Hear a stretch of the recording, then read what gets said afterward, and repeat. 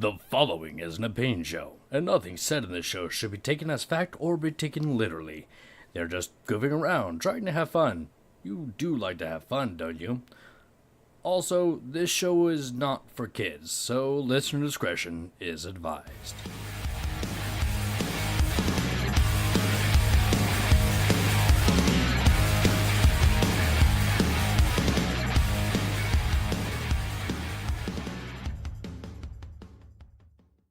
Welcome to this week's episode of Geekus Speakus. My name is Dean. And I am the Lord of the Crows, Bryan. Yes, as you can hear in the background, there are a lot of crows. They've been doing this for like 10 minutes. It's crazy. They've just been crying nonstop. They finally... Nope, they're still going. Ah. They're quieting down though, but they're still going. Seems to be a murder in progress.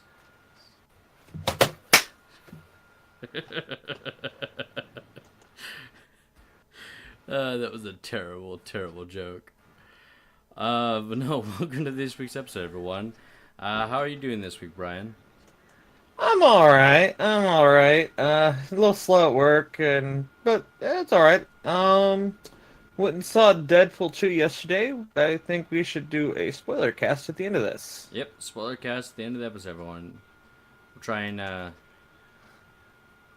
set it up here. That way you guys can know when to stop listening. Yep. Let's see here.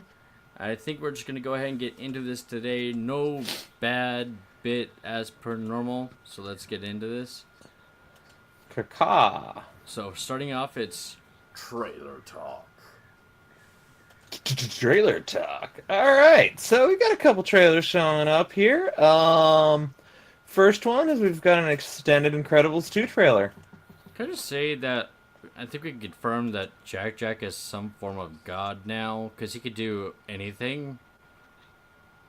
He's like an Omega level being. He can shapeshift, shoot lasers, spark electricity, turn invisible, teleport, catch on fire. He's like an Omega level, whatever their version of a mutant would be. Oh, you know what? Was it they're like, oh, I think I know one of the reasons why the dad isn't being the face of superheroes. What's that? Because he was the face that got superheroes banned in the first place. That's a good point. Yeah, could very well be. Yeah, remember the first one? He saved the guy, and the guy sued him. Yeah, that could very well be it.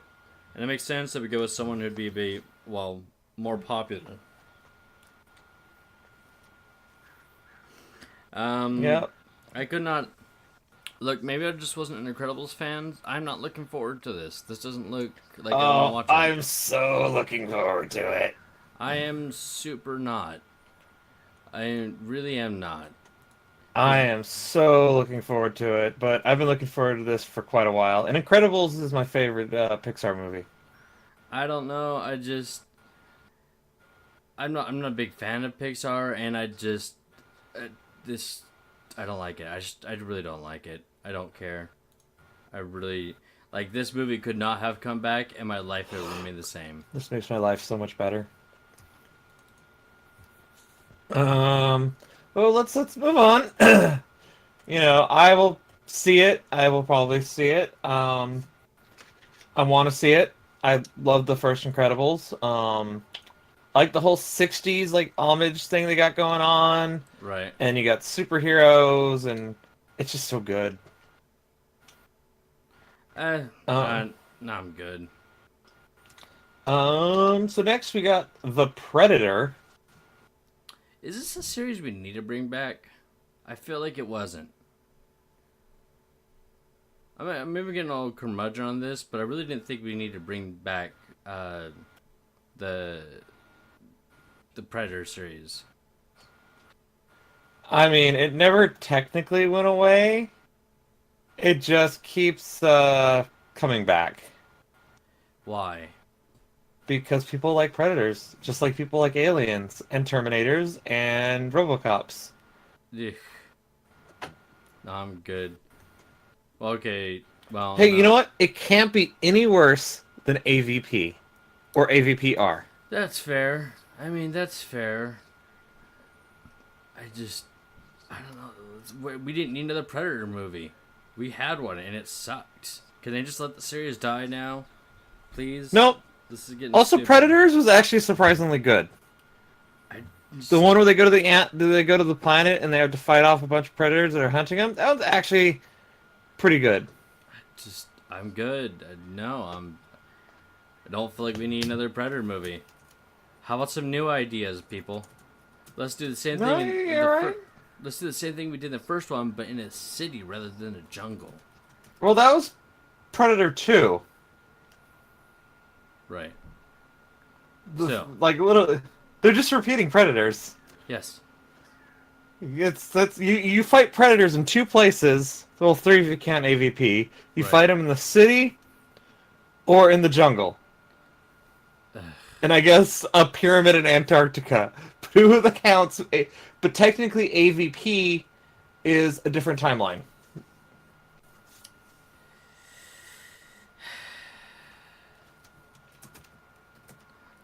No, I just don't. That's not the this should not be a thing. That's just me. This is just not the thing. Oh, I'm not gonna watch it. This is trash. Come on, people. Anyway. Go ahead. So, this next one, Uh-huh. I was so excited for it, and then I found out the horrible truth. And what's that? And now I'm super salty. Go on. How the fuck do you have a biopic about Freddie Mercury and ignore his bisexuality and his whole AIDS thing? To be fair, we don't know yet. The movie hasn't No, come out. they've outright said. The guys who made the movie outright said. For reference, this is the Freddie Mercury movie that we're talking about. So until I hear otherwise, I'm boycotting this movie. That's and fair. I think everyone else should too. Well, then how would we know if it actually includes it or not? If everyone doesn't see it. Because not everyone's going to boycott it. And movie reviewers. Okay. Because there are people who get paid to... Yeah, don't worry about me. No, but like, the guys who made this movie outright said that they have basically... They're not gonna mention his like bisexuality and the whole AIDS thing. It was written out. And it's like, what the fuck? Those are like two very important parts of Freddie Mercury's life. Yeah, and this feels like a slap in his face. I really feel that... Go ahead. Keep going. Sorry. Yeah, like, because what I was going to say is I'm agreeing with you. He struggled a bit with his sexuality in the early days of his career. Then it came to the whole AIDS situation. He was trying to fight, an unknown disease, but still trying to keep doing what he was doing. So it's a large, like, story point that if they don't add, you're kind of missing the point of his career. Yeah, it's ridiculous. It is... I don't know how they think this is a good idea. And I'm in the same boat. You got to bring that in. I mean, that's not all he was about, obviously, but towards the end of his life, that was a big chunk of what he was about. So you got to make sure that you do bring it up. It's not something we could just ignore. It's like in the 80s, we can't just say, la, la, la, AIDS is not real. We got to talk about it, and it was part of his life. Yeah, and one of the things is, like, he was recording well after, like, he had gotten HIV, and it was, like, he died, like, he announced he had AIDS and, like, died, like, fairly soon after. Yeah. It wasn't one of those things of, like, oh, yeah, I've got, I have AIDS now. But live for a while. No, it's like, oh, I'm dying right now, and it's like, oh shit, you just recorded a song. Yeah, it's, yeah. We got to do more than that, people. We got to talk about what was a big part of his life. Into the final parts of his years, he was struggling with AIDS and still making things, so we need to address that, is all I'm saying. If you're going to do a biopic on Freddie Mercury, if you don't talk about it, it defeats the fucking point. Like, And what's sad is the guy they got to play Freddie Mercury looks just like him. Yeah. I'm actually still surprised they didn't get Sacha Baron Cohen for it, though. Like, they tried to at first. I was like, really? He kind of looks the part. Like, it was one of those things of like, oh man, it looks just like him. And even seeing the trailer, it's like, oh man, that looks good. And then you find out the truth of it, and you're just like, no, Yeah. why? Why would you do that? Yeah. And by the way, people, Freddie Mercury was not gay. He was bisexual. He had That's just as many. He ended. Yes, at the end of his life, he was with a male partner, but that it doesn't make him not bisexual. What you mean? He had. Was lovingly married to a woman, not like actually married to a woman for the love, not just oh yeah, this was convenient. He was Like with it men at the and time. women. He was a And bisexual. as somebody who is bisexual, we don't need any more fucking bi erasure. And this is like the biggest slap in the face. Yeah. Oh, we can definitely imagine. Like this personally feels like a slap in the face. Because I am a huge Queen fan, and I'm also bisexual. And for that to be erased, it's... No. Fuck the people who made this movie. Yeah. Queen deserves better. Freddie deserves better. The fans deserve better. Yeah. I mean, I don't know anybody who doesn't like Queen, if I can be honest, except for like one person because they're homophobe. But, Oh, hell, I know homophobes that love Queen. yeah, so do I. But one If you person's don't like... I think the thing is, if you don't like Queen, it's because you haven't really listened to Queen. yeah, Like, I can get not liking Bohemian Rhapsody, but that's just one song. I don't get why you wouldn't like Bohemian Rhapsody. Okay, It's a little overplayed. it's overplayed, yeah, but I mean, as a music player, I really enjoy it. It's very operatic. It's very well put together. You can see the hints of like Italian opera in it. Just a hint, obviously. Oh, yeah. It's, I mean, I guess I'm an old kind of nerd type person, but as someone who's played music for I years now, do like it, but I will say it's one of my least favorite Queen songs. it's like There's top plenty five. of better ones. Yeah, it's better, but And I think it might have to do a lot with it being overplayed. Huh? No, I'm agreeing with you. Oh, yeah. It's in my top 5, but I'd say it definitely has been overplayed. That's it's a good song, but there were definitely other good songs that they've made as well. Actually, to me, Yeah. the one that was most overplayed is "We Will Rock You." I dislike that one more than Oh, I agree, actually. so. I like If I'm gonna go favorite Queen song, I want to say "Somebody to Love." help me out with the name. I cannot remember the name of the song, but it was just like uh. Do you know how it goes? I can probably name it. Anybody. That's literally the one I just said. Thank you. That is literally the one I just said. That is "Somebody to Love." Hold on. No. Maybe it's not the one I'm thinking of. I mean, like that song too, but it's... Oh, it's a lot more peppier than that. Yeah, I'll think about it later. Anyway, not to... That's the one I just said. That's my favorite one. Yeah, but there's something like... Better set a lie. Ha ha ha. I gotta stop before you break copyright. She's Anyway. a killer.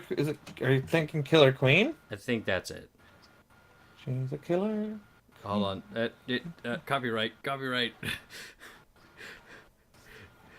We can take on small people. We can't take on Queen, buddy. We can't break that copyright. Oh boy. Let's go ahead and move on to the next one. Sorry about that. I just didn't want to like Mercury Records to come down on us for whatever reason. Yeah. The next one is Black Klansman. Oh yeah, it's done by Spike Lee. Yeah. It has Adam Driver and who else was in there? I want to say Jordan Peele. He produced it. I have a problem with the Okay. name. Like the rest of this movie looks solid. Well, Black Klansman, and it's actually based on a real story right. about going undercover into a KKK thing. Sorry. John? Black Klansman. Is that how we're supposed to know it? Black Klansman? I think it's supposed to be Black Klansman. There's too many K's though. Like you got Black and then you got Klansman, but there's a K in between, so it's Black Klansman or Yeah, Black Black Klansman. Klansman. Yeah. It looks actually not too bad. It looks Yo. actually kind of funny. Yo, look, yeah, this looks like a solid movie. I'm just saying the name bothers me. Everything I was like, this is a good movie. I'll probably watch this. That, however, was like, really, Black Klansman? Oh shit! It has Topher Grace playing a young David Duke. Oh shit. Oh shit! Oh shit. Right? Yeah. Yeah, I'll watch that if I can. Oh my god! It has Harry Belafonte in it. Ooh, Oh, that's actually really cool. nice. Fucking love Belafonte. I mean, there's not much to say at the moment. I mean, it looks good. Daylight come and don't wanna go home. It looks like a good movie. Right? You know, check it out. It's always worth. Well, it looks like it'd be definitely worth a watch. I also like those movies that are based on like historical events that we may or may not have known about, like those Right. situations. Let's go ahead. But basically, it's a black detective and this Jewish detective going undercover at the KKK to help bring it down. It's a good idea. It happened in like the 60s or 70s. I'm gonna say 70s. It looked like the 70s. And it looks pretty good. And All right, next one. yes, Ah, I'm so excited for this me one. too. That first season was super good. Oh yeah, it was. And we're talking about Luke Cage season 2, Sweet Christmas. Sweet Christmas. Oh right, I'm looking forward. Like it looks awesome. It's finally he faces somebody who presents a real challenge to him, because you know, It's pretty good. Yeah. Like, you don't get a lot from this trailer. not really. It's just like he's back. He's like the shit of Harlem. You know, everyone's happy about him, and then he meets a dude who can punch him so hard that he bleeds internally. That's Oh, pretty yeah. awesome. So Keep going. I was saying this is like I really liked season 1. It was a really good series. Oh, it was probably my favorite of the. The Netflix verse. Yeah. Yeah, definitely. Netverse? Let's call it the Netverse. The Netverse. The netverse. It's probably my favorite of the netverse.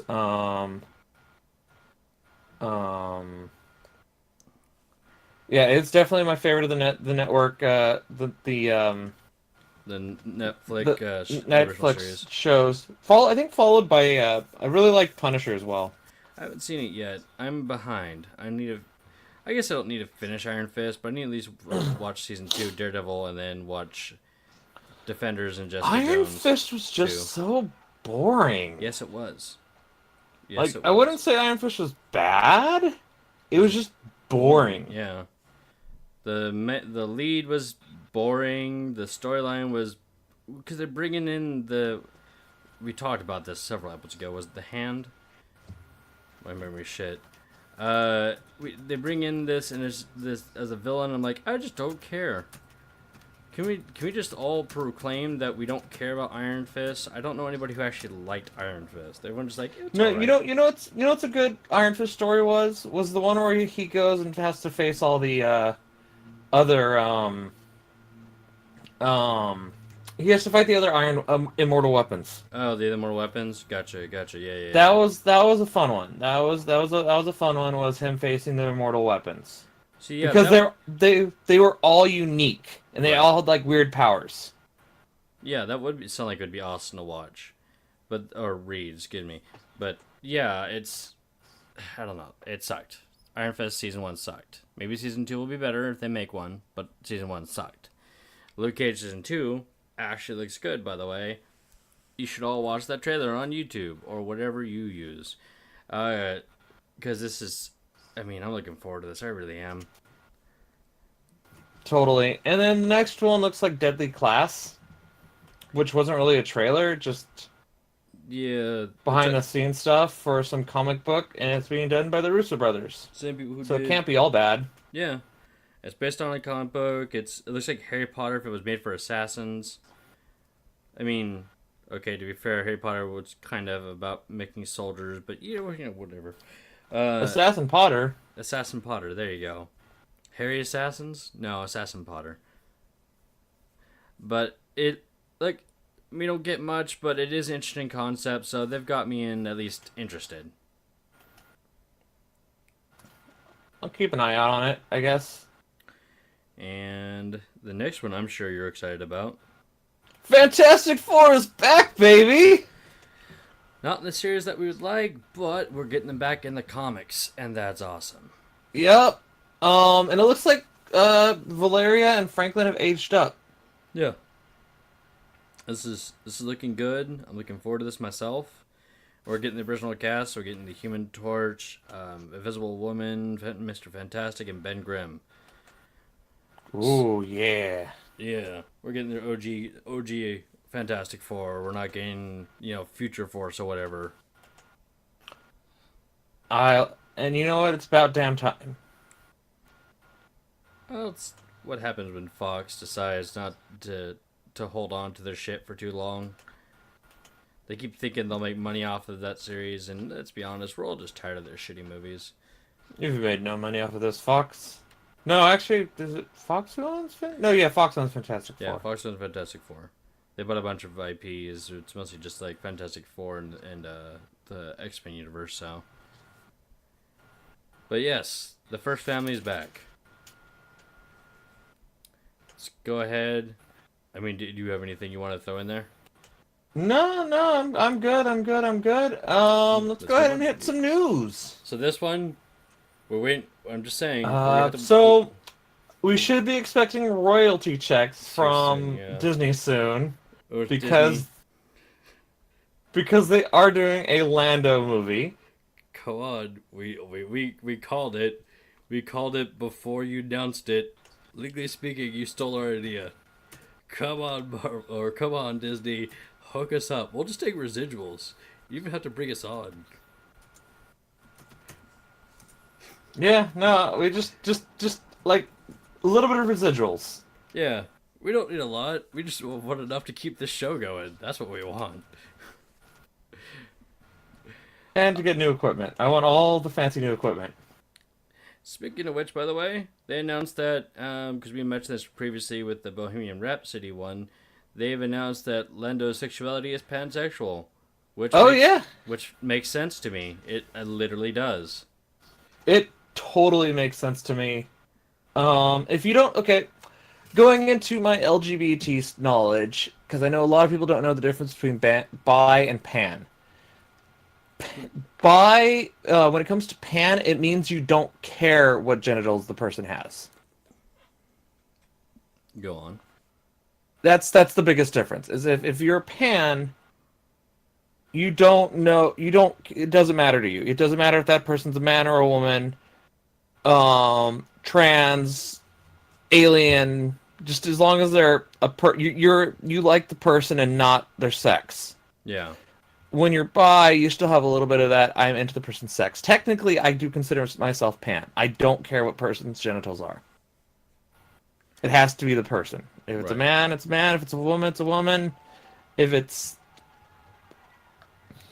other, I'm sorry, trans people, for calling you other, but I didn't want to have to fit trans, intersex, and all that stuff into one thing, so other. So, shall we move on to the next one? Yep. Next one is Kevin Feige is in plans on making a Miss Marvel movie. And we're not talking Carol Danvers, but Kamala Khan. Yes. The only Inhuman that people care about apart from the Inhuman royal family. I mean, what about Quake? Quake was a mutant before.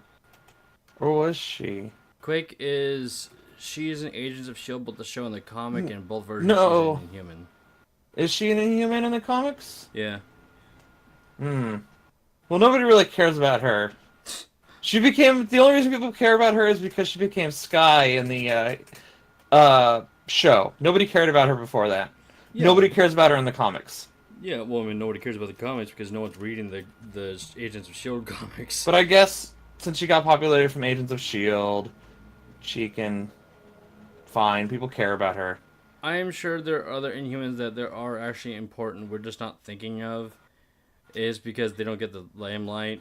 But yeah, I mean, Kamala Khan's pretty much the only one that gets enough attention. She's also the one that is not with the rest of the royal Inhuman family. So take that as you will. She's like, I'm gonna do my own thing. Oh, who else ended up being Inhuman that they changed? There's a couple of them that they changed into making them Inhumans, and it's like, no, that's bullshit. Stop it. Yeah. Yeah, no, it's just Quake and Kamala Khan are the ones people care about. But I'd be willing to watch a Kamala Khan movie, you know? Same. You have a strong young woman of the Muslim faith. Yep. So this would definitely be something that would be worth watching. I'm looking forward to this. Because I actually was reading her comics for a while, and it's pretty interesting to read. She's a fangirl of the superheroes. She's a superhero fangirl in a superhero comic. And she's one of the founding members of the current Champions group. Yep. Alright, shall we move on a little bit? Just kind of get the same flowing? Yep, and I'm looking forward to this. Pick of Destiny 2. Tenacious D Pick of Destiny sequel. I'm not sure what they're going to do, but I look forward to it nonetheless. Yeah, no, I think it'll be fun. I had fun with Pick of Destiny 1. It's dumb fun. I like it, but it's like, I straight up admit this movie's dumb. Like, I'm not watching it for its complexity. It was like, this is a dumb, fun movie. It's one of those guilty pleasures, if you will. Yeah. Like in all actuality, if it wasn't like Tenacious D, I probably would not have liked that movie. Even if it was like Flight of the Conchords and The Pick of Destiny, it wouldn't have worked for me at all. Oh my god. What if they combine Tenacious D and Flight of the Conchords? They're both HBO shows. Hold on. Tenacious Conchords? Tenacious Conchords? Like, I want to see them cross over. That would be interesting. Hey, Britt. Right? Hey, Britt, is that Jack Black? Hey, Kyle, there's New Zealanders there. Alright. I can see like a thing of like, man, those Australian guys are like really good. It's like, I think they're from New Zealand. It's like, how can you tell?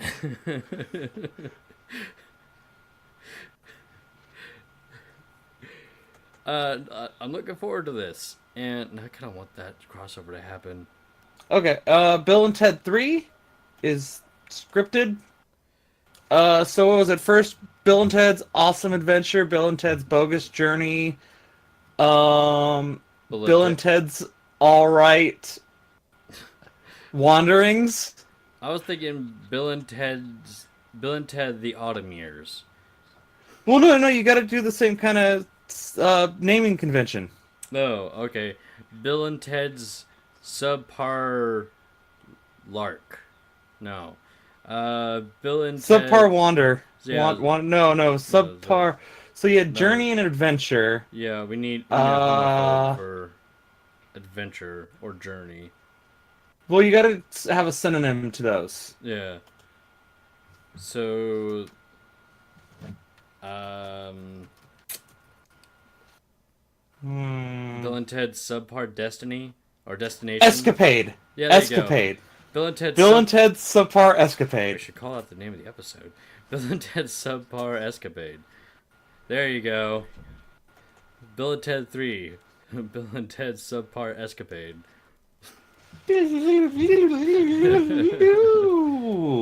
Wild Stallion. Ow, I haven't played in a while. Yeah, they've announced... Oh!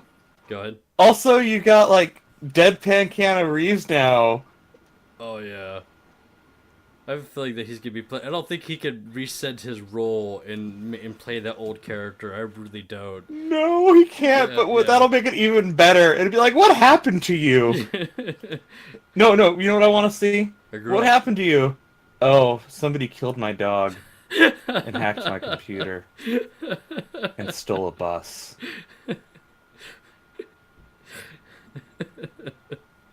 They learned kung fu. It's all of like his like movies. Yeah. It's like, oh man, hey, See, he's Bill or Ted? I don't remember. What happened to you, man? Oh, somebody hijacked the bus I was on, and After I then went, hacked my computer, then I and had then to, killed my dog. then I had to stop surfing thieves.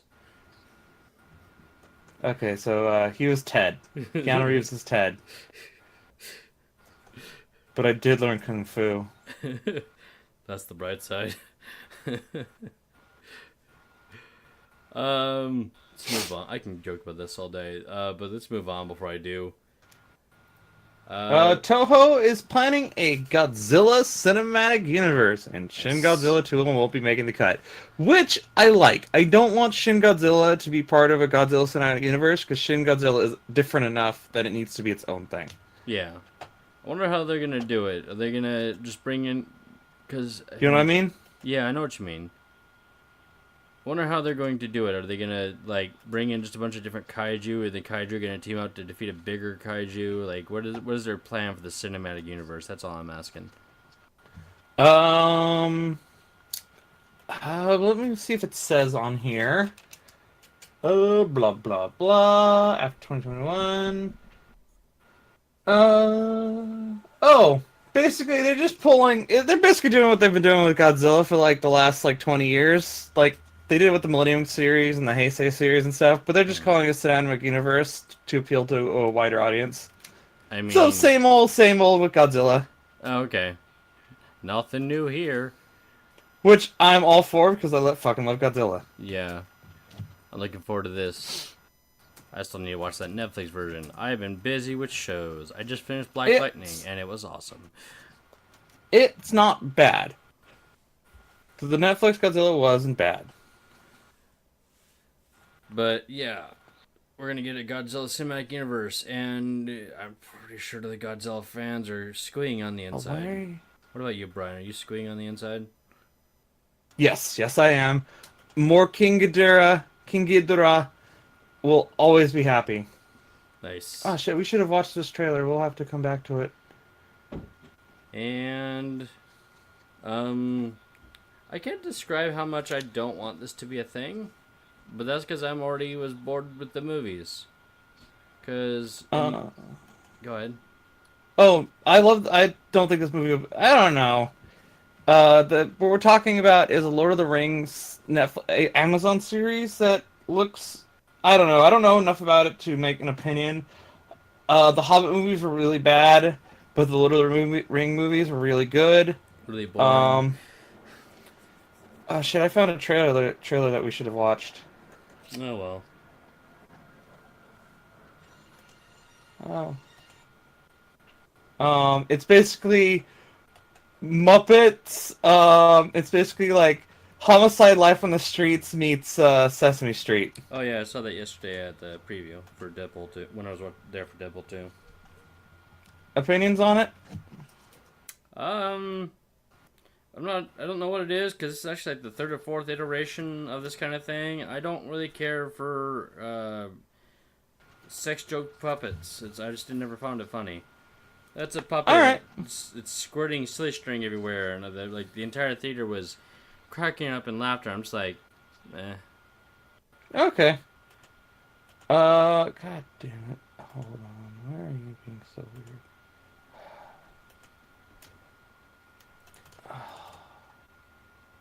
Okay, so shall we go to the next thing? Yep. Alright. I mean, we didn't. Really Yeah, but like that young Aragorn series, like there's some untouched potential there as a Lord of the Rings fan, but oh, you know what I'd like to actually see them tackle the whole fall of Numenor. You're reaching out to other people besides me because I am not a Lord of the Rings fan. Numenor was one of the ancient peoples. Basically everyone there, all the humans there lived to be really old. By the way, Aragorn's character was like in his 80s in Lord of the Rings. Damn. Yeah. Damn. Um.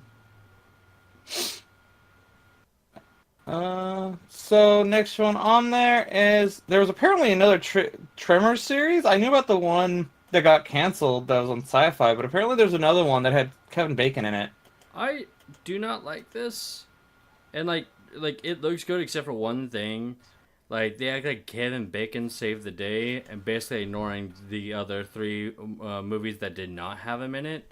But like, oh, Kevin Bacon saved the day from the Tremors. No, no, he didn't. He saved one day from the Tremors. No, it was that crazy redneck who would now be on watch lists that saved the day. Yeah, he's the one who saved the day in every movie except for the fourth one, because technically it was a prequel. But and they were just like, oh, he saved the day. No, no, he fucking didn't. Actually, at the end of the first movie, he left. That's why you don't see him in the third movie. He left that town. Sorry. Yep. Like, I'm not a huge horror person, but I actually like grew up watching Tremors, so it has a special place for me. I saw Tremors 2 several times. Yeah. And I'm like, Kevin Bacon saved the day back in the 90s. No, he fucking didn't. Yeah, no, he didn't. They came back and they were worse. Brooklyn Nine-Nine was canceled for like a day.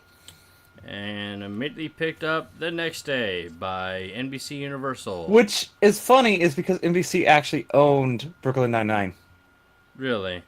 Yep, they were the owners of it, and they had sold it to Fox to air, Uh-huh. and then they realized their mistake at about season 3, and so I'm guessing they were waiting for Fox to cancel it and then jump on it immediately. Like, a bunch of our podcasting cohorts and other podcasts were just ripping, like, and the celebrities, of course, like Lin-Manuel Miranda as an example, were just like, no, don't let Brooklyn Nine-Nine go down. I have not watched a single episode of this show. Oh, I just got finished watching all of it. It is probably the best show I've seen in a long time. Okay, so it is a good show. Great. I am immediately suspicious of anything with Andy Samberg now. I'm not going to lie. Oh, it's amazing, and like I wasn't a big fan of Andy Samberg, but I finally gave it a chance, and it is super good. It's funny, it's down to earth, it's progressive, it's really good. Best way I can describe it is imagine Scrubs, but for cops. Okay, I can get behind that. Maybe I should give it a shot. Oh, I give it a shot, hands down. It's one of those shows that I will say that you should watch it. All right, I'll watch it. I have to get like Hulu or some crap, but yeah, It's on Hulu. Yeah. Ugh. I don't like Hulu. I don't mind Hulu, I don't like but it. I pay for the Hulu without commercials. I pay the extra money. I think it's weird that you have to pay extra money not to have commercials. We're already paying to even use their service. Because Hulu's the one that actually gets network stuff. Still. Anyway. They get stuff that's airing currently. But Brooklyn Nine-Nine, yeah. Killed and saved all in the same week. And everyone should watch it because it's hilarious. Next one, going on some more news. Rick and Morty has been renewed for 70 new episodes. Jesus Christ, that's at least that's about 3 seasons. I want to know how much. Yep.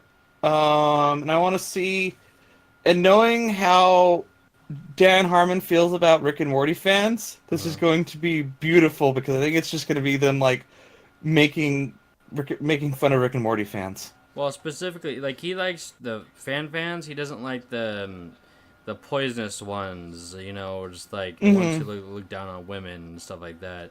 Dan Harmon. He's gonna hire all the women. He's gonna make episodes that are focused on everyone but Rick. He's gonna make Rick like a terrible person. Like, no, he's gonna make Rick do like stuff that those people would hate. Yeah, like character growth. I would bet money that there's gonna be an episode where Rick gets with a man. You know, I kind of want that to be a thing, just to say screw you to those people.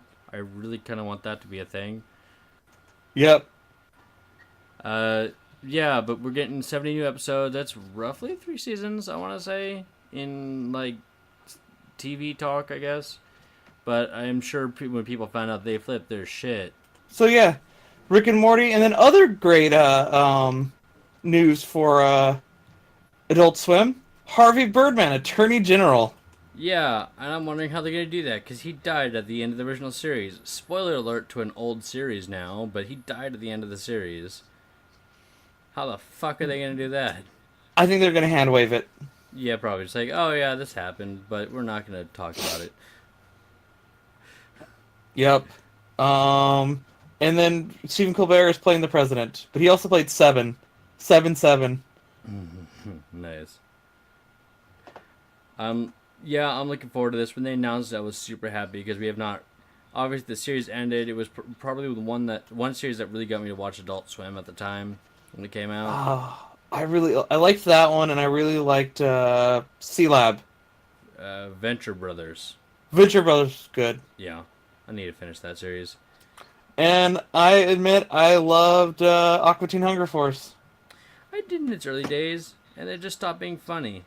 Yeah, the later I watched the final episode, but yeah, I stopped watching after a while.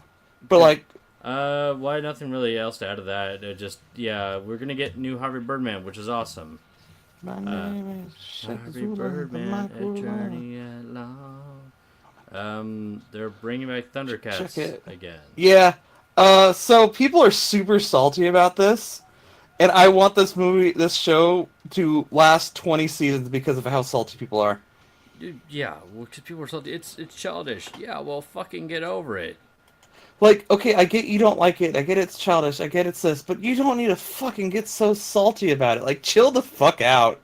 Okay, I'm gonna honestly say this. I did not like Thundercats growing up. I thought it was lame. It was okay. It was okay. I don't know. Momra was cool. Like, I legitimately did not like Thundercats growing up. I was like, this I don't get. I don't get this. This is not something I want to watch. And people were salty about them coming back. I'm like, get the fuck over it. It wasn't that. Honestly, watch it again, and you'll sit there wondering why you liked it in the first place. The answer was because you were a kid. It was not good. I didn't mind it, but I didn't think it was anything really great either. It was typical 80s show. It was like Master And Universe. that's about it. It was yeah. Momra was cool looking, especially when he goes into like his super form. But it felt like honestly, it felt like a He-Man knockoff for furries. Yeah, well, that's basically what it was. It was just sorry. I never got. And then there was the 2011 series, which was good, but that got canceled because again, it didn't sell enough toys. And yep, it got canceled because it didn't sell enough toys. That one was an okay series. That was a good one, and I could see people, but that one can never come back because it is now a tax write-off, and the company who animated went under. Yeah. So that one kind of ended on a cliffhanger, and I would have liked them to have finished it, but yeah, no, it wasn't. It was all right. It was better than the '80s one, but it still wasn't like this is the best thing ever. Yeah. And you know what? I'm gonna be honest. I actually kind of like Teen Titans Go. Yeah, we talked about that previously. Teen Titans Go makes good background noise. Yeah. And this looks like Teen Titans Go. It looks like it's gonna be decent background noise. So, I mean, there's not much else we can say about it. They're bringing it back. It looks childish, but it doesn't bother me. It doesn't bother you. And the people who are bothered by it are just... They're watching things through nostalgic glasses. That's all I'm saying.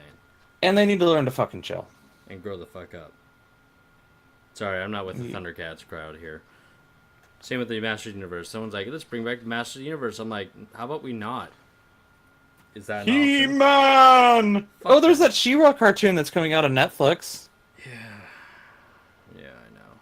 Don't remind me. Who's directing that one? I don't know, and I'm at the not care mark or the Masters of the Universe Oh. reboot. Also, that new Thundercat show is done by Studio Yada. Studio Yada's great. They do wonderful animation. I have nothing to contribute. You can't hate on Studio Yada. I can hate on anybody if I want to. I'm an angry person. That comes second nature to me. But Studio Yada. What else has Studio Yada done? Oh, that's right. They did Starbarians. what the fuck is that? It was a YouTube show. You okay? Yeah. All right. But they're doing a OKKO. and a couple other ones. But they do really cute stuff. Like they're surprisingly fun. All right, let's move on. Let's move on. Let's move on. I can. There's this really cute mermaid anime that I've watched the thing for called Lou Over the Wall. Uh-huh. And it's super cute and super adorable. And yeah, it almost has like it's an anime, but there's a lot of like homages to like the Flesher animations and like the old like Disney style animations and stuff. It's Right. fucking kind of nifty looking. Hmm. Nice. Yeah. Like there's a GIF on the page of these town folks dancing, and it looks like it's straight out of like an old like Goofy cartoon, Nice. right? And let's just see some homages to old animation, you know? Yep. Did she just turn that dog into a? Oh, that's interesting. So she bites this dog, To a... and then the dog turns into a murdog. That's fascinating. Right? Alright then. Right? It also looks like has like a little bit of like almost reminds me a little of Ponyo too. Yeah. But yeah, I'm looking forward to trying to watch that if I remember to. Moving on to some video games. Actually, there was one more. Okay, so I'm gonna have to. Oh wait, one more. Sorry. I felt I had it covered. There's a new Yu Yu Hakusho anime, Yay! and with his spirit fingers. Wait, no, that's the wrong thing. Spirit Gun? gun. Shotgun. Spirit fingers. Spirit. I will defeat this enemy with my spirit fingers. So. I never actually finished Yu Yu Hakusho because it gets weird at the last one, and they never aired like the last season on Toonami. I was reading the manga and I stepped away after the first like Demon World tournament because I started getting into this weird shit about people who could control parts of the universe under specific conditions, and I got bored. Yeah, but I mean, I'll give it a chance. Same. I look forward to this coming back. Honestly, I was a fan of the series up until that point, so I like the idea of it coming back. It's not a reboot, I don't think. So this will be good. No, it looks like a continuation. Yeah. The new anime will adapt Yu Yu Hakusho's Volume 7's bonus chapter and the penultimate All or Nothing chapter. Wait, that doesn't well, okay, whatever. Basically, it's finishing the series. Yeah, well, because the anime didn't actually end, because the creator of the original series was like, "Fuck you, people." He hated shonen, so. Ah, yeah, that makes sense. So now we can move on to video game news, and I'm sure you're looking forward to this one right here. Oh, yeah, so I'm going to have to reinstall Dark Souls 3 because there's a mod that lets you have a stand. There you go. And I am all for that JoJo stand business. The way it works is you make one of the monsters, basically, when you set it up, one of the monsters in-game will become your stand. And that's what you use to fight. Nice.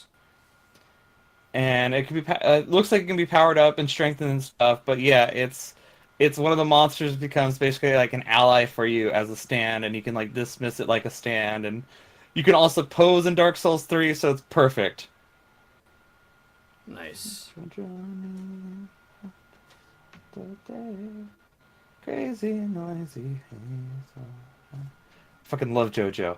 All for that. Next one on there is people are using God of War's photo mode to basically let Dad of Boy and Boy Son of Dad take fun pictures.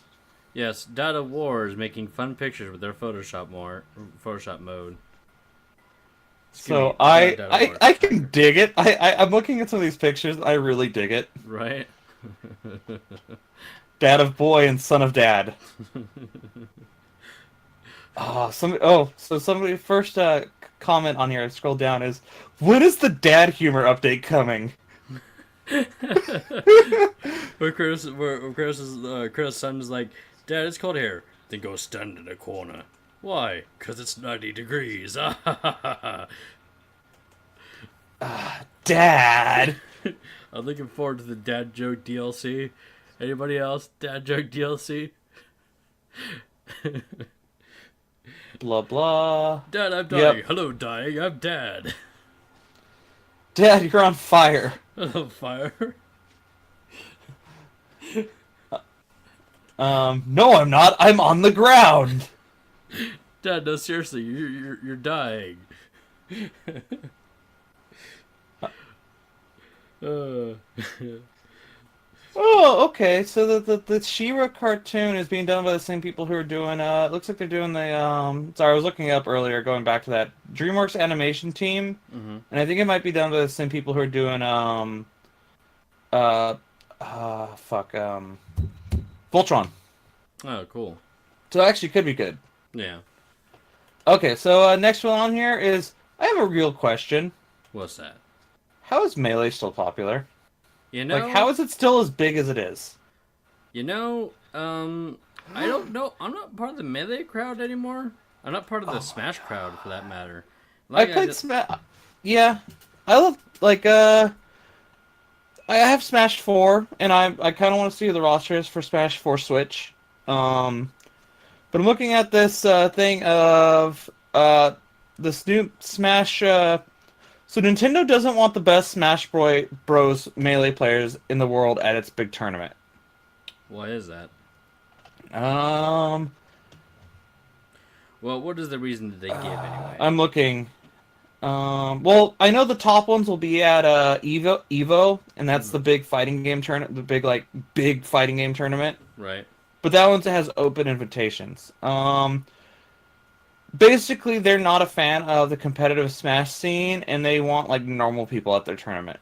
Oh, okay. Maybe it's like too competitive, or they have like really poisonous players, or some crap like that. They're very poisonous. They will only play like a certain way, and it's like they want to be able to actually have like a Smash tournament where you actually have like items and shit. And Nintendo wants you to play Smash the way Smash was like default Smash. Smash Pro players play like a very modified game of Smash. They wanted to play the game that was meant to be played. As Kirby dropping off the side of a cliff and dropping a person off. Basically, like, you could only play these 3 characters on these levels with no items and stuff like that. That doesn't sound fun at all. No. Blah, blah, blah, blah, blah. But yeah, basically it's that. It's they don't want the weird competitive. They want people to play normal Smash at their big tournament. Right. And let's see.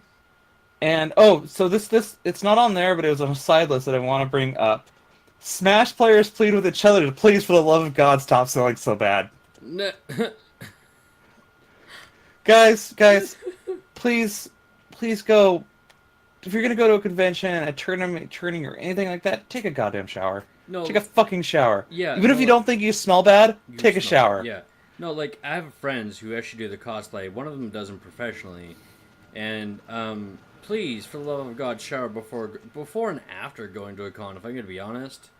Because you'll be sweating while you're there. Yeah, it's not that hard. What was it, at Jason Rusty Trombone Husseinian's first Smash Bros. Tournament at a hotel in Easton, Pennsylvania, he was focused on outmaneuvering his opponents when a nearby attendee's smell filled his nostrils. I got a whiff and I legit started coughing.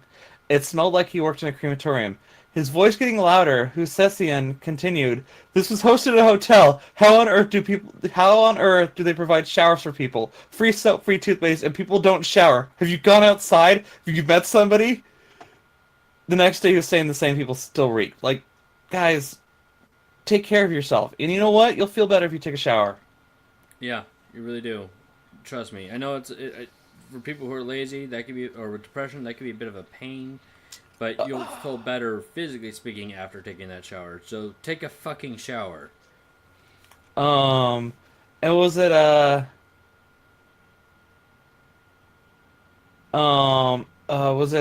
PAX one year? One of the things they were giving away was sample bottles, sample things of shampoo, body wash, and deodorant. See what you need to do. You want to get some of these other. And it's like, guys, get the hint. Yeah, get the fucking hint. No, like I don't go to a lot of cons, obviously, because there's not a lot this way, and the ones that are in this area, I don't feel like traveling 3 hours for. But the ones I have been to is always just like, just wash yourself. Just fucking wash yourself. Especially if you're at a hotel. If the convention takes place at a hotel, you've got no excuse. Wash yourself. Yeah. Take a shower. Wear a different pair of clothes and take a shower. Yeah. Bathe.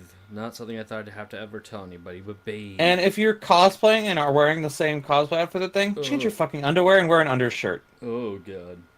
Well, some people wear the same cosplay throughout the week.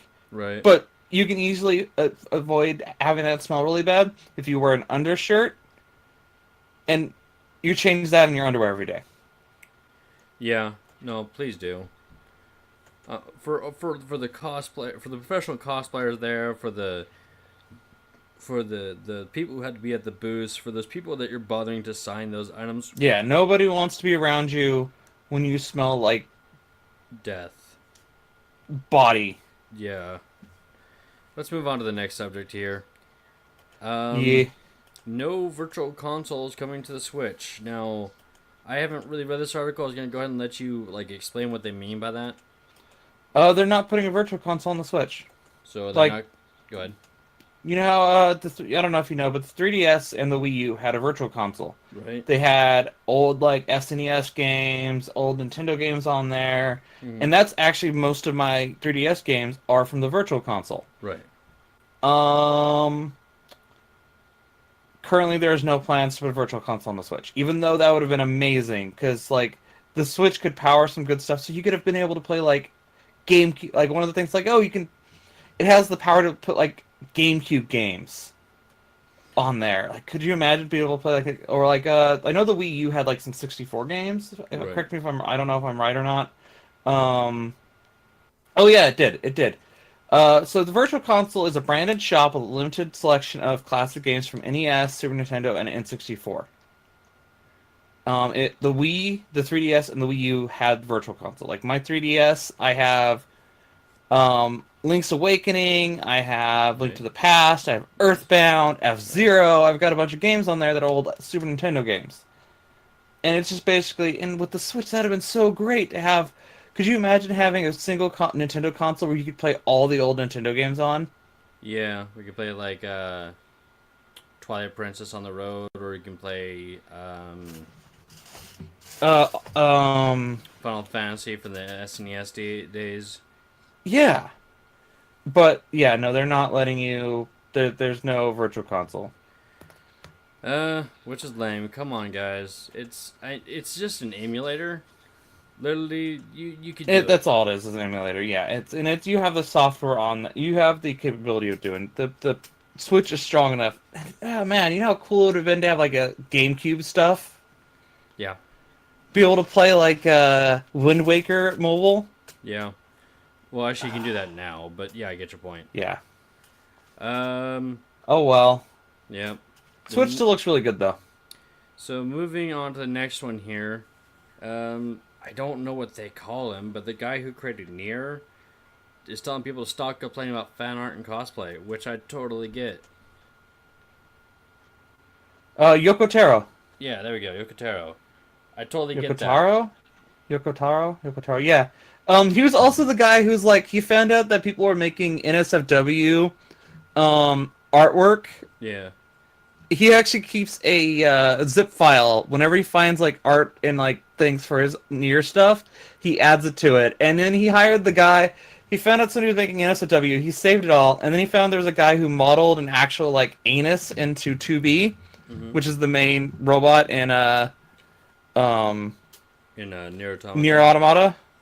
And he hired that person. Huh. All right. He's somebody asked him, but what about those who aren't professional artists or cosplayers? And I felt this from before, but there are too many folks complaining about fan art and cosplay being done by others, he continued.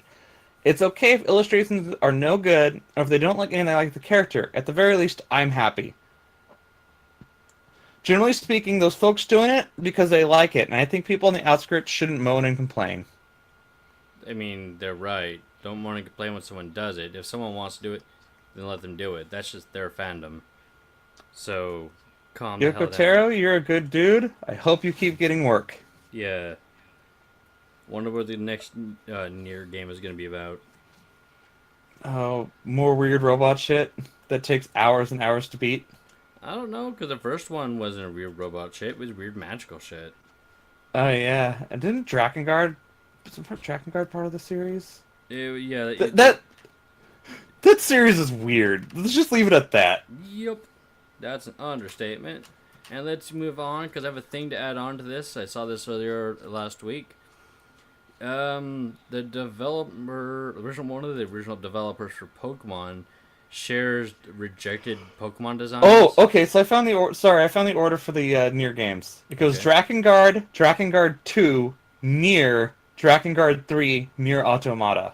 There you go. And Drakengard is a dark fantasy series, and Nier is weird robots. Yep. It's so weird. Yep. Oh man. You'll think about that one for a bit, aren't you? And like apparently all the games are like vastly different too in gameplay style. Right. All right, so going back to the Pokemon. Okay, so going back to the thing. So yeah, he sent a thing about rejected Pokemon designs back in the original series, back in like Red and Blue days, and like for some reason, like one of them is like a spear shark, and I kind of wish they would have included the spear shark. Which one is it? The one that I dig. There's like a Greco, and one looks like a deer. I mean, they end up reusing its design later for a deer-looking one, but still. Yeah. And well, The shark was cool. There's The also shark like was cool. Yeah, there's also an angry cactus. I want the There's cactus. You want the cactus? I want the cactus. I kind of want the sheer spark. Or this weird crocodile that looks like it's on meth. Yeah. Or is about to go on a time traveling adventure. Oh, that's the gecko. The gecko looks like it's on meth. Or it looks like he's about to go on a time traveling adventure with Marty McFly. Yeah. Great yeah. Scott.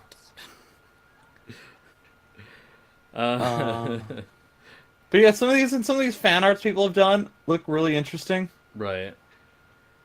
And yeah, it's definitely like an untapped thing they could have done. I'm kind of surprised they didn't put in some of these. Right? Once again, going back to that spear shark. Anyway, so that was pretty cool. Checking out some of the rejected designs. And the next one here is they finally have multiplayer for, No Man's Sky, like 2 So you can play. So all 5 people who are playing this game can play together now. Yeah. So the game came out, what, 2015 was it? Something like that. 2015? It was a bust. Like 3 years later, we finally get multiplayer when they said it would be off the bat. Like, I still, like, the game still very much interests me, but part of me is like, I don't know if I want to go back because you kind of screwed me over the first time there, game. Come on. But, yeah, we're finally going to get multiplayer for that. So, and it's coming out, was it the end of this month or the beginning of next month? Yeah. Good luck. Hopefully it'll make the game. I don't know. The No Man's Sky has been getting a lot of quality of life updates that have made it playable. Yeah. So, yeah. No Man's Sky multiplayer. Not in time. It should have had multiplayer to start with. Yeah. It's coming out in July, by the way, the multiplayer update. So I guess you could start your own Galactic Federation or some shit. Yeah. Next thing on here.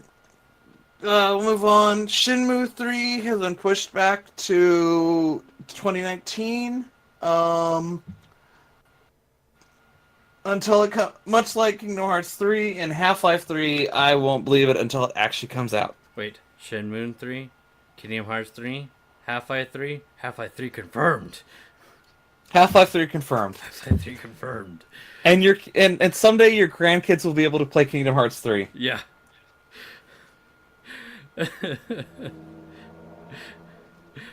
Yeah, it gets released again back to 2019. They keep just look. They have a good reason. It's we've talked about in the show before. They're trying to like get rid of some of the problems that they have. They're trying to buff it out, if you will. But how long have people been waiting for Shenmue 3 now?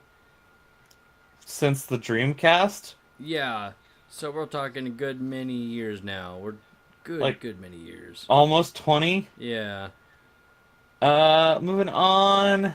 Uh, so the Vita is on its last legs. The PS Vita, which wasn't very popular in the States, but was super popular in Japan. I was about to say, go ahead. It was extremely popular in Japan. I was about to say And I don't know anybody who actually owns a Vita, but that could just it was actually the most popular handheld console in Japan. Wow. Japan loved the Vita. Really? Jeez. Yep. I was never impressed by it. I liked the PSP, and the Vita was a better PSP. I wish I had a Vita. But Vita is ending the production of physical Vita games. So, I'm not surprised with that one.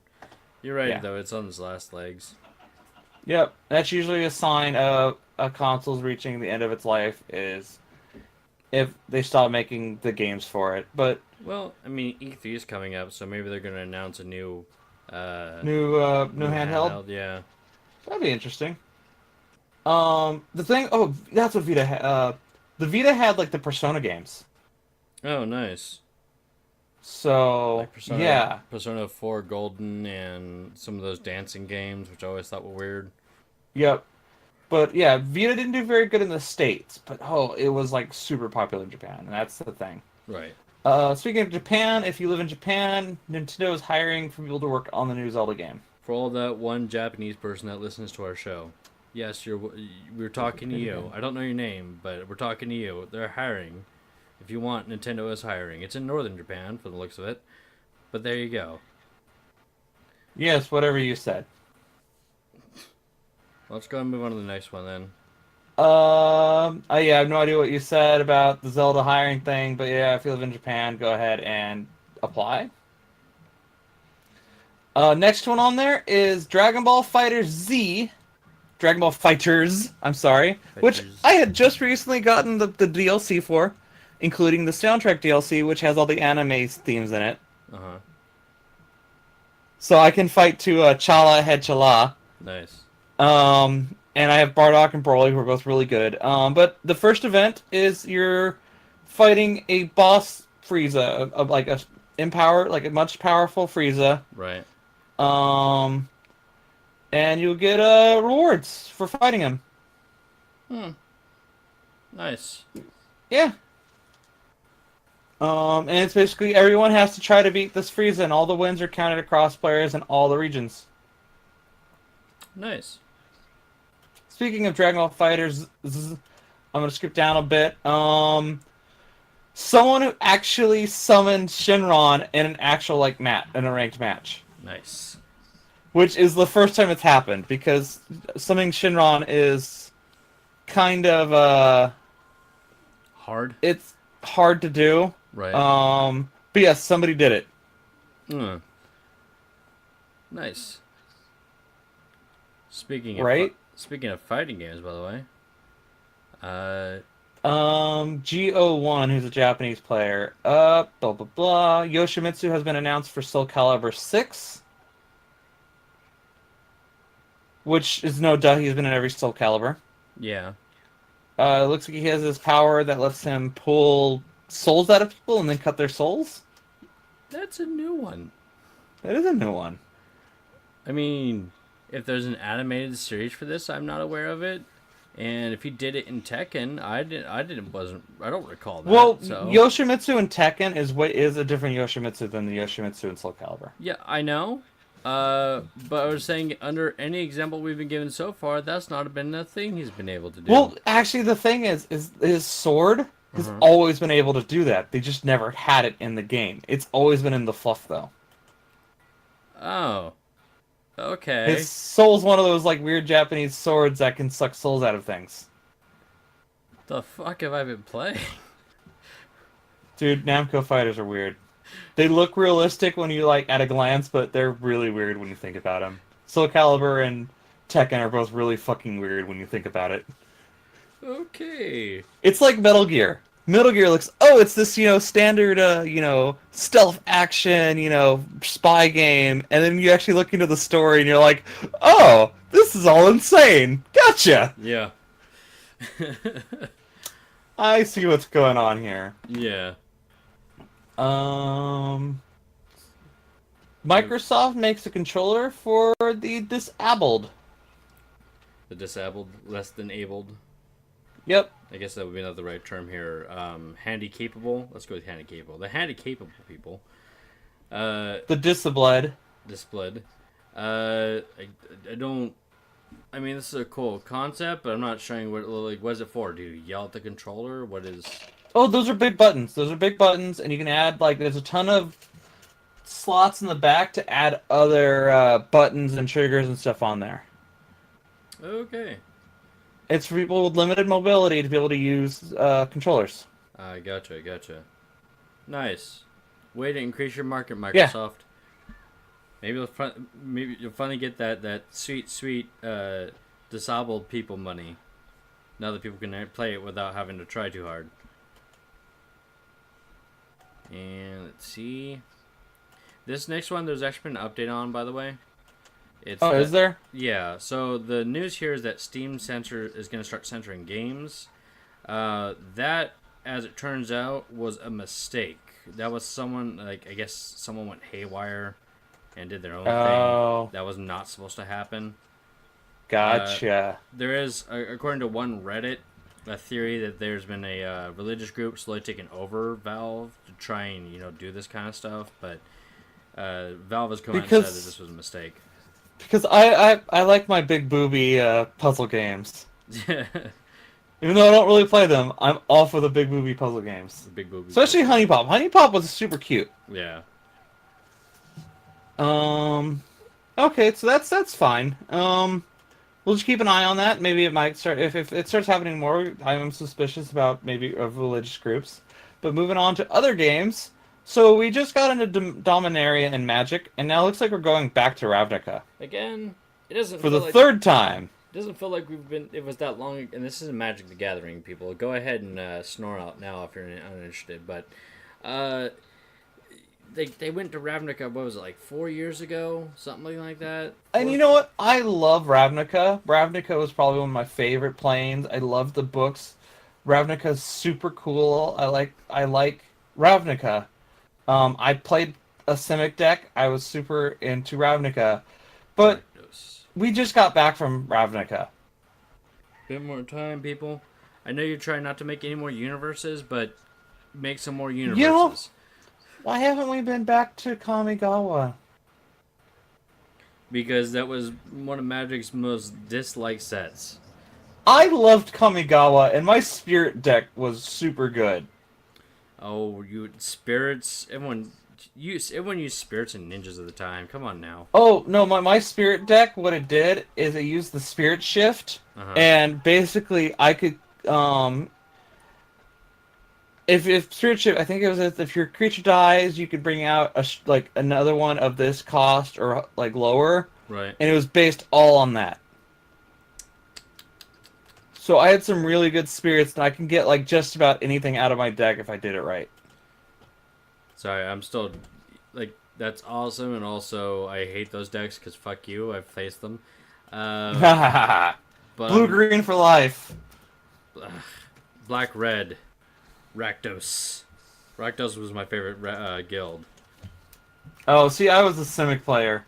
I am not. I am not patient enough to play blue. I have to be patient. I don't run fast enough to play red. Red doesn't give me enough opportunities. That's what the black is for. The red is just straight up damage. The black is the opportunity. I'm one of those people that I wait. I wait and I build up and that's my thing with decks. I play blue and green. I play slow. On occasion, I'll play black and white. Honestly, red is probably the one I play the least. I have played red and white before, but it's based on building up soldiers. I'm a black and red player primarily, or black and green. I'll do one or the other. Solid. I've also done solid black. I think one of my main decks right now is actually black and blue, and it's no, my main deck is a solid blue. I play a mill deck. If I feel like playing, which admittedly hasn't been in quite a few years now, my default, just because it's fun to play, is my goblin deck, which is mono red. Just straight up mono red. Other than that, I have other things, obviously, but that's the one I just go with. I don't care. Mine is mono blue, and it's mill. Ugh, that would try me. Yeah, that's what I play. I play mill. I play slow, and oh, there goes half your deck. Yeah, traumatize. Sorry. Let's move on here. Hasbro has trademarked the Play-Doh smell. How do you trademark a Play-Doh smell? Huh? Hasbro has trademarked the Play-Doh smell. How do you? Oh yeah. How do you trademark that? It's just that's not even like a thing. Because you can trademark anything. Just fucking no. Doesn't make sense. I can be like I'm going to trademark the BO smell. Well, I think it's because they're gonna. I think it's. I don't know. I think it might have something to do with something. I don't know. But yeah, Hasbro. Oh, there's one I added on there into the comics section when you're gone. Just recently. But yeah, Hasbro trademarked the Play-Doh smell. Let me see what they're gonna do with it. Blah blah blah blah blah more money blah. than it's actually worth. Oh, it's because they want to do like fragrances and stuff, and they want to make it's a distinct smell, and they want to be able to use stuff with it. Hasbro, you've already tried doing the distinct smell clay. That's it. So the new West Coast Avengers are here, and it's basically all the canceled characters from like the old shows, from the old other comics. Nice. Oh, it's gonna do. They're doing Avengers for everything, aren't they? Well, West Coast Avengers has come and gone, and it again, Clint Hawkeye, right, who founded the original West Coast Avengers, has brought in these other canceled characters on, and it's Gwenpool, the Kate Bishop Hawkeye, America Chavez, and like basically the characters everyone loves, but their solo series got canceled. We have a Great Lake Avengers. We have the regular Avengers. We have the Kid Great Avengers. Great Lake Avengers are terrible. We have too many Avenger groups. That's all I'm saying.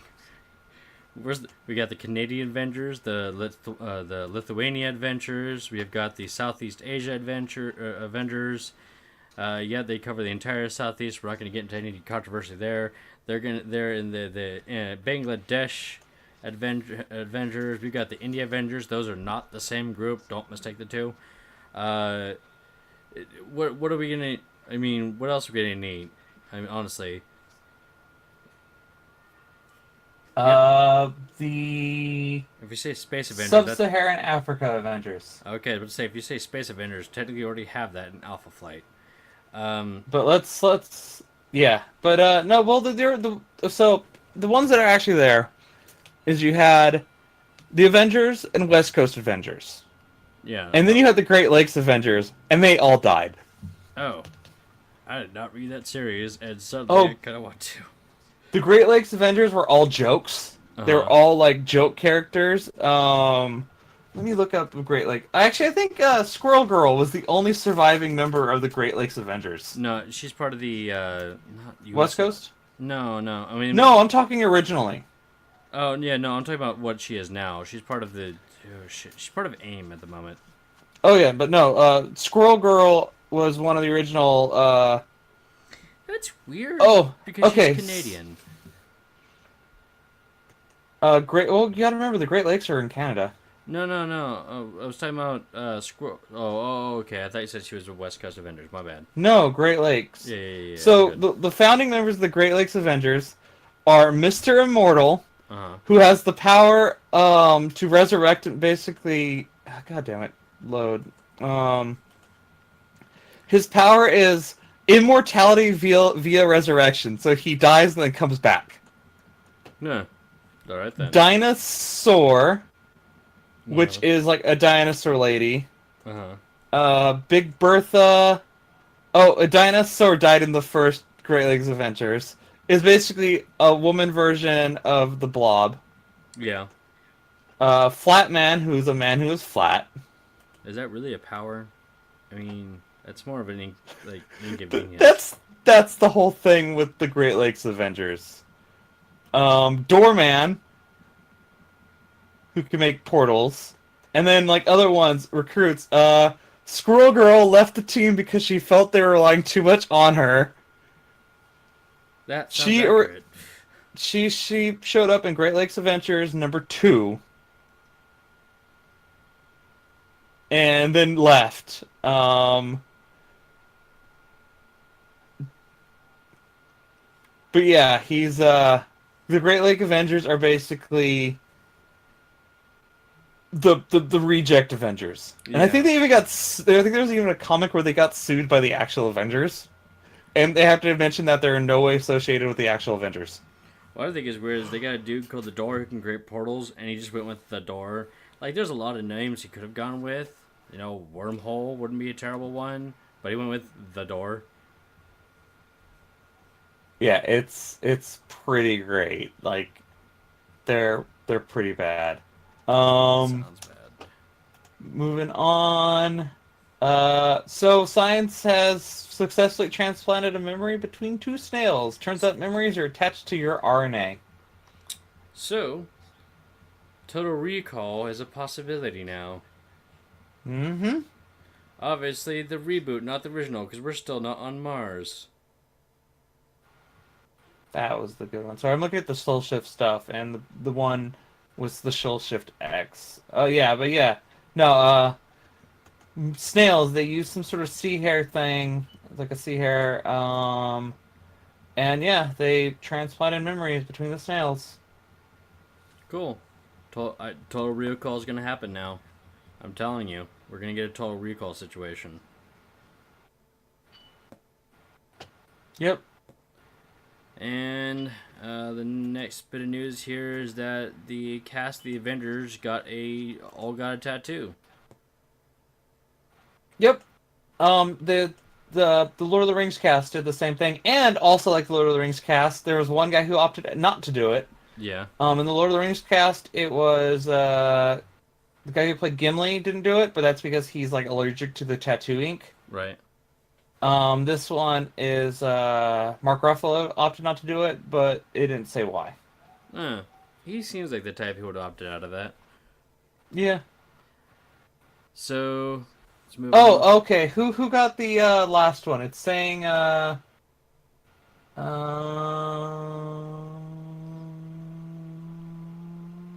Lord. Who's Lord? I don't know who Lord is. Joshua Lord. Who's Joshua Lord?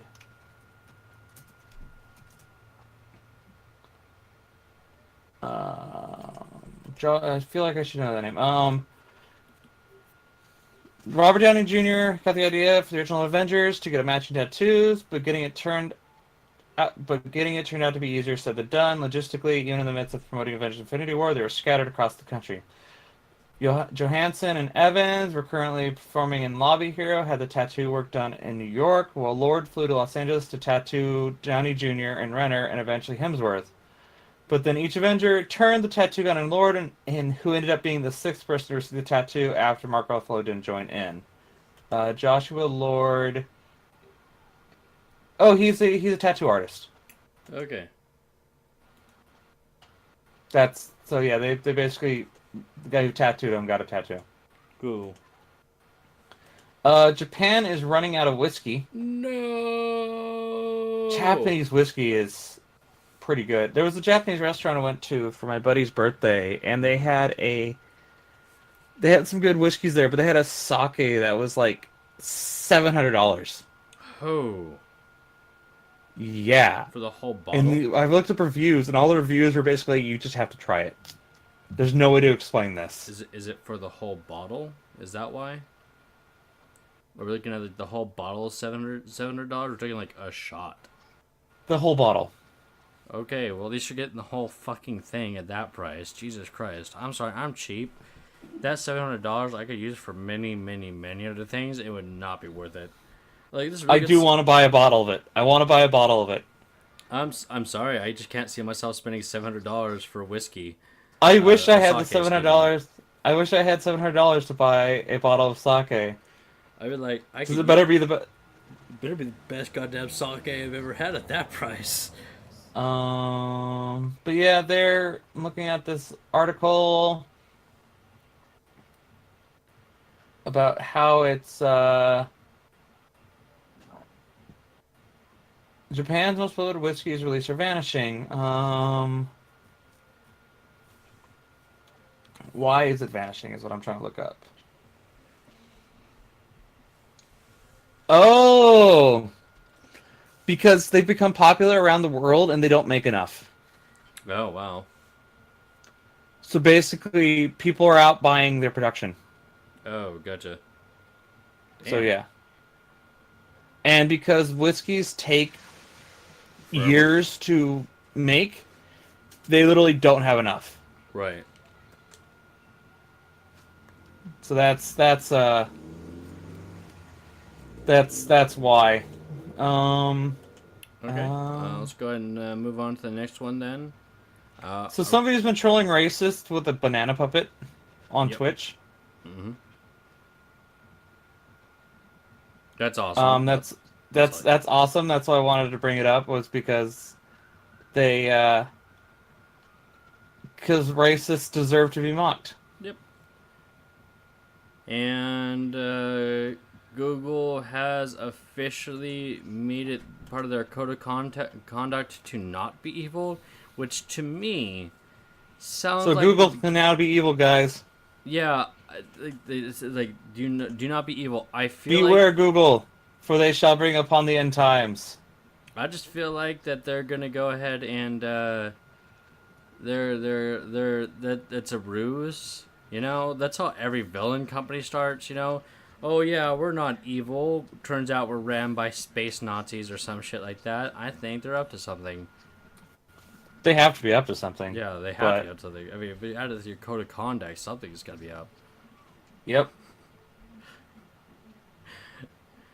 So keep an eye out on Google. They might turn evil. They might not be. I still think they're gonna be Skynet. Probably. The and the unfortunate. Go ahead. Let's do this one first. So first off, net neutrality news. The Senate has blocked the net neutrality being removed, and hopefully the House will too, and it basically will be protected. All Democrats and like 3 Republicans. It barely passed. They barely protected it. That has a bad taste in my mouth. That feels like something that's should have been rather unanimous. Right, but I don't. These people saying they're protecting your freedoms don't care about your freedoms. They're just protecting money. Yeah. And But on that subject, Ajit Pai's FCC broadband advisor nabbed an alleged $250 million fraud plan. so yeah. Elizabeth Ann Pierce, former head of telecom firm in Alaska, and Pai's pick as a broadband advisor, is in trouble for allegedly bilking investors. Wow, it's almost like they have a prerogative since first coming into the FCC, wouldn't you say, Brian? Oh no, they're totally fair and balanced, and Yeah. totally are looking out the best for our people. Mm-hmm. And I believe know? everything we just said. Yep. So yeah, so they're nabbed. I'm just saying, you fill your cabinet full of rotten people, then there's a chance the person's also rotten. And Yeah, it's. Alright. let's go ahead and bring in the last bit of news here. The unfortunate news of Margaret Kidder, who played Lois Lane back in the 70s and 80s Batman series. Or not Batman. What the hell did I say? Batman. She Superman. was Lois Lane for Christopher Reeve's Superman. Yeah. She had some dealings with bipolar disorder. later in her life. Got that taken care of. But yeah, she has passed at the age of 69. Rest in peace. She will always be Lois Lane to me. I'm sure she did other things, of course. Probably had like a long, good life up to that point. But She did a lot of political activism later in life. oh, nice. Yeah. But And she was super salt. She was very liberal. ah, and she died, which is very unfortunate. Rest in peace. You would literally be the first example of Lois Lane to me in any future Superman movie ever. So, just saying. Let me check some. Checking Margot Kidder. The number of independent movies. Oh, Kidder played Eileen in 2000. Kidder played Eileen Camboro in Apocalypse 3: Tribulation, a Christian film dealing with Christian eschatology and the rapture. Kidder stated afterwards that she did not realize until she was on the set that the movie was serious.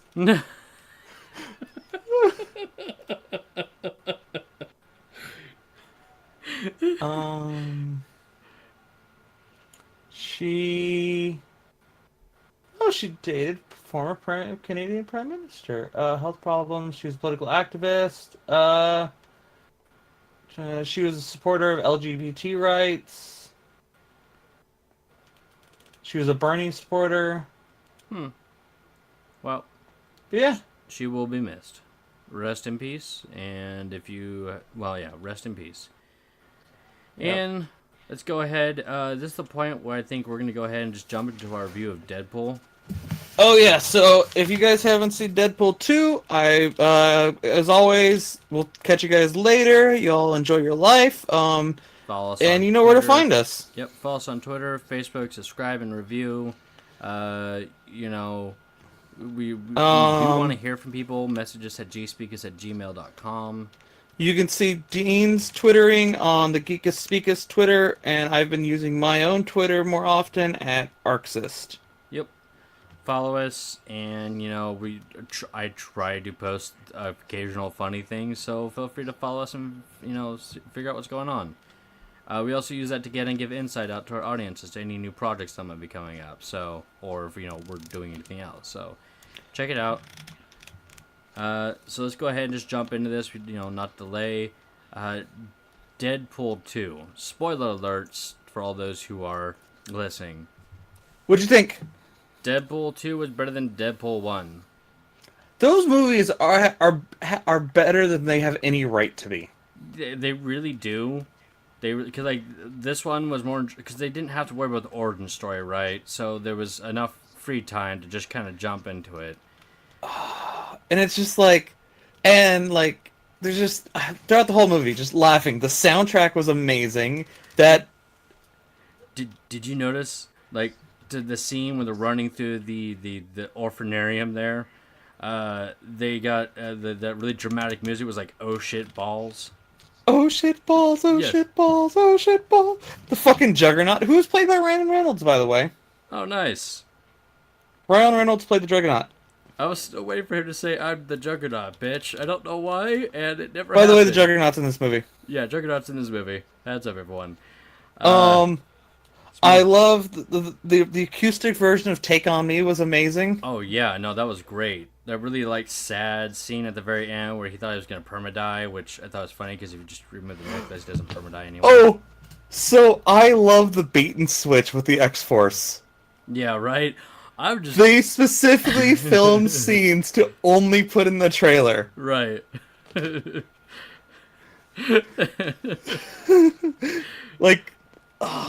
Oh no, I love the scene where he's talking about the X-Men not being there, Right. and the X-Men are behind him and close the door. Yeah, well, because they don't want to be seen. Yeah, you can kind of see the Beach just kind of let's do this before he doesn't notice us. There we go. Yeah, I agree. It was great. And then I like how nice he was to, I don't know why, to Nagasaki Teenage Warhead's girlfriend. Yukio was the door. Yeah. Hi, Wade. Hi, Yukio. It was oh, you're surprisingly sweet to Yukio. No, it was great. And they kept in Domino, which she was, Like, I don't remember her name at the moment because I'm terrible with names, as our listeners, I'm sure, are quite aware. But she did a really great job, I felt like, to Yaz, play it's like Domino. Yazzie Beats or something like that is her actress's name. Yeah. And I thought she did a Oh, great job. I like the references to like calling Cable Thanos. Yeah, yeah. Or One Eyed Oh, Willie. Remember that one? It was like the One Eyed Willie, like, yeah. goodies No, joke. the one that they pointed out that like got me, and like I was thinking with my friends, the connection between "Do you want to build a snowman" Yeah. and "Papa, can Can you you hear hear me? me?" Yeah. When he said that, when he's like, does this sound familiar? I'm like, actually, now that you say it, it does kind of sound familiar. And there was like, do you want Papa, to build can you stone? hear? Oh my god, he's right. They're the same song.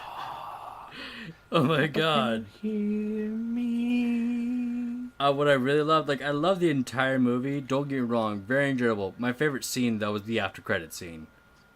Did you Oh, did you oh see it? yeah, where he goes and Shoots fake pull. um yeah, where he fixes the timelines. Yeah, he shoots fake pull, says hi to Logan, then shoots him like Ryan Reynolds in a meta way, shoots himself for playing Green Lantern. It was so good. I loved it. I really did. I was like, that's just great. I mean, the only problem is he didn't fix.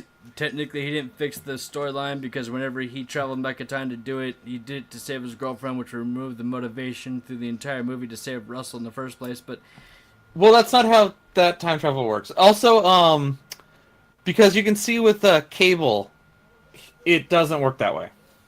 yeah, It's but it's not it's not it's it doesn't work on the erasure kind of thing. Oh, fuck, what was it? I love that he goes back in time and saves Peter. yeah, me too. I was like, Peter lives. Yes. Oh, and like Shatterstar, Bedlam, Zeitgeist Zeitgeist, all yeah. and Vanisher, who was played by Brad Pitt, I love the all get killed horribly. I love the Vanisher jokes, by the way. I really do, cause like Vanisher, you're looking great. I'm assuming you just see like a picture, or you see like a scene of like an empty. It was like just like an empty like what's it, the parachute. It's just like a parachute pack just kind of sitting there. I love the Vanisher jokes. I don't know why. Right. But the whole movie was really good. The Celine Dion song, the whole soundtrack was amazing. Yeah, I also like the opening credits, which was like a James Bond sort of thing, but it also made it like, holy shit, did they just kill her? Like that was instead of the normal Yeah. cast, like executive producers, like executive producer, the guys who made or the guys who killed John Wick's dog. Yep. Like all around, like so far, I loved Avengers: Infinity War, but this is probably one of my favorite movies of the year so far. Like, It was pretty good. yeah. I was like, And as I said, those movies are better than they have any right being. yeah, they really do. Like on paper, it sounds dumb. It really does, but it was they're just so well put together. And And the whole the fight with the Colossus versus Juggernaut. oh, fantastic. And then you got Colossus to say fuck. Yeah. Also, I don't know why. Like, I could say this since the build-up is officially over. Whenever the commercials would release the new trailers, I like how each trailer was different. Mm-hmm. So Ryan Reynolds would purposely like voice over different sections, just so that you never truly knew what was gonna happen, because they have a way of as we talked about with Kingsman, they have a way of ruining the plot in their trailers.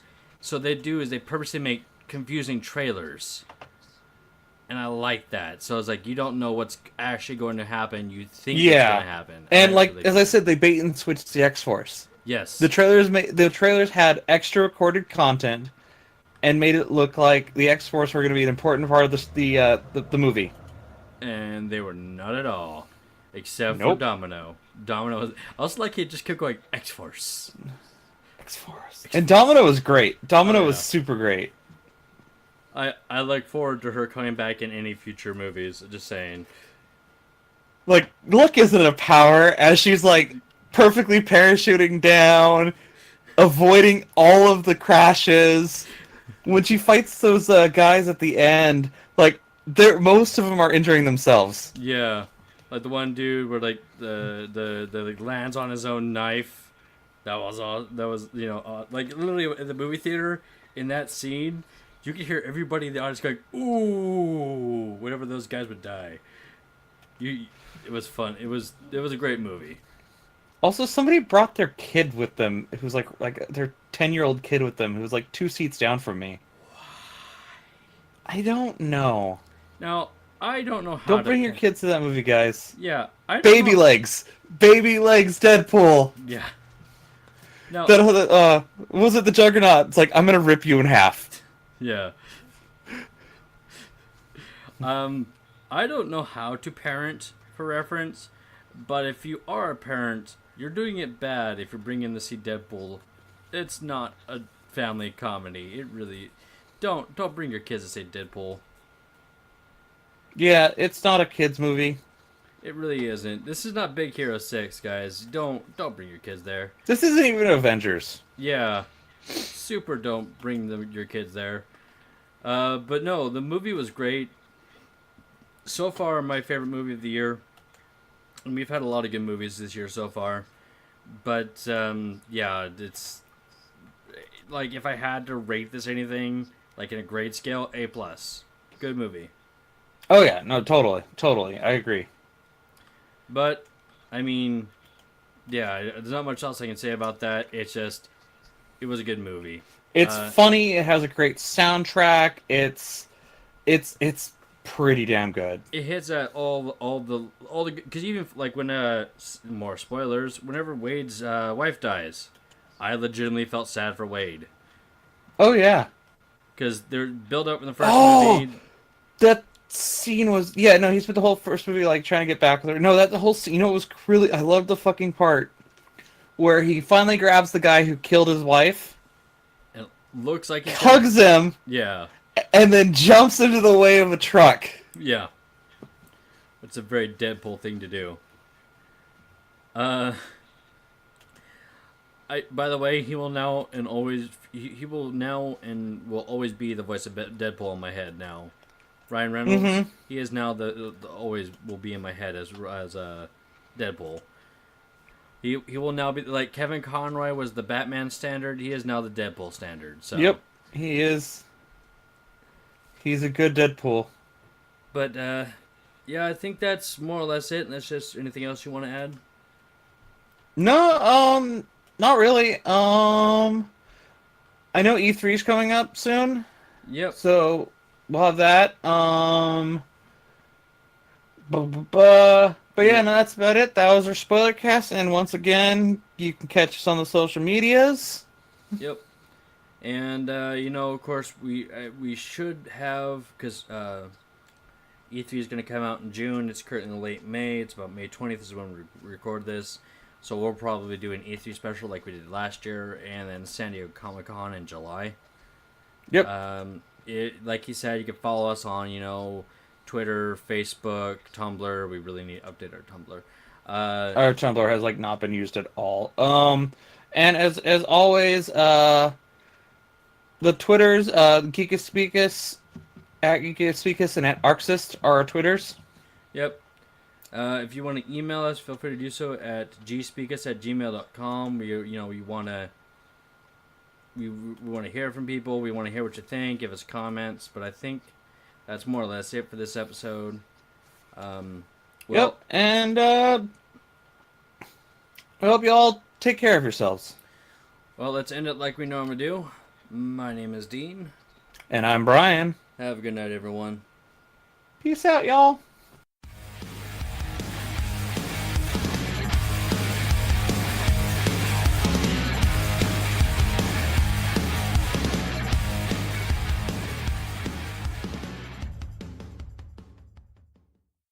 Thank you, everyone, for listening to this week's episode. If you like our show, you can stay up to date on our social media accounts.